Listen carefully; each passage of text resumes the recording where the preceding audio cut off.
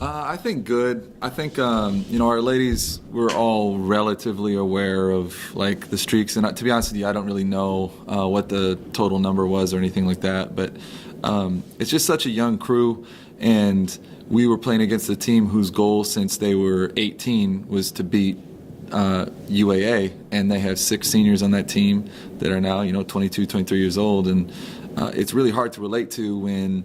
When you were 18, your goal was to get a 4-year scholarship from your JUCO, or, we don't have any 4-year seniors in this group of 3. So, it was good to shed some light on perspective on to be the one who's being hunted. And that's kind of who we've been the last couple of seasons. And it also was good for us coaches, to kind of see some areas that we can work on, especially in the offensive end. And just to get better as a team. So I wasn't overly emotional about that loss. We didn't play good enough to win, and SPU deserves a lot of credit for how well they played and how well they game planned for us. And it's a good learning experience for us moving into this week against Western and Simon. Were there any similarities you saw between this loss and the first loss against Sonoma State? There were 2 completely opposite losses, I thought. Sonoma State, I felt we were arrogant and we felt entitled to win. And so when we showed up, it looked like our ladies thought Sonoma was going to bow down to us. In SPU, we completely respected our opponent. And we had an interesting week with some injuries and some illness. So I just felt like we used that as an excuse to not show up mentally prepared and to execute a game plan.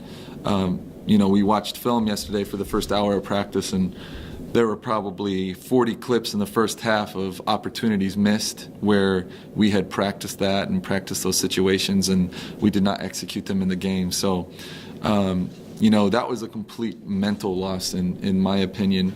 And so it was good for our ladies to be able to see the difference between not showing up physically and not respecting an opponent, and then not showing up mentally ready at a high level of competition to be able to execute a game plan against an opponent, like Seattle Pacific.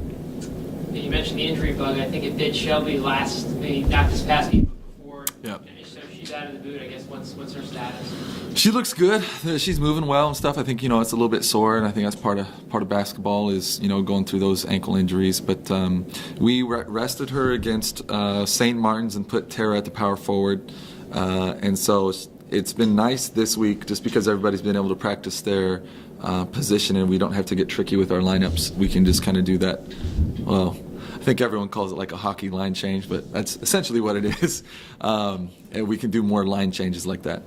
Is she now 100% or she's close? I would say she's really close. Yeah, she's playing well.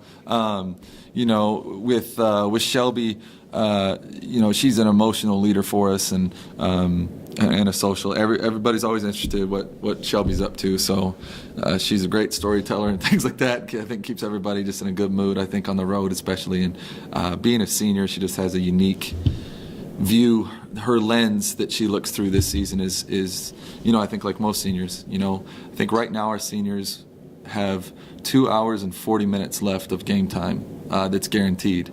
So,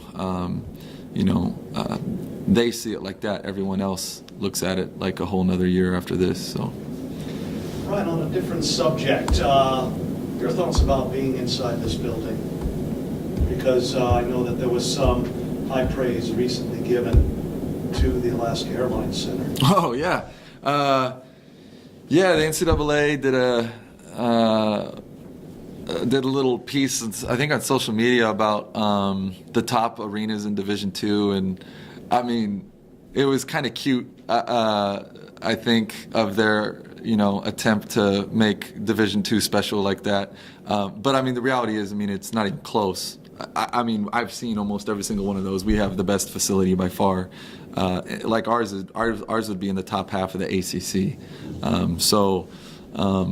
It was cute by the NCAA. I think it was nice. It's something to show recruits and stuff like that. But when the ladies come here on recruiting trips, you can say all you want about it, but once you step inside here, it's pretty hard to say no.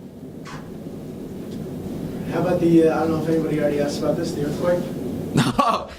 Yeah, that woke me up. And then I kind of freaked out because I live downtown in Bootleggers there. So I'm like a block away from the water. And I got a tsunami warning to move to high ground. So I thought, well, I'll just move upstairs. If it takes me, it takes me.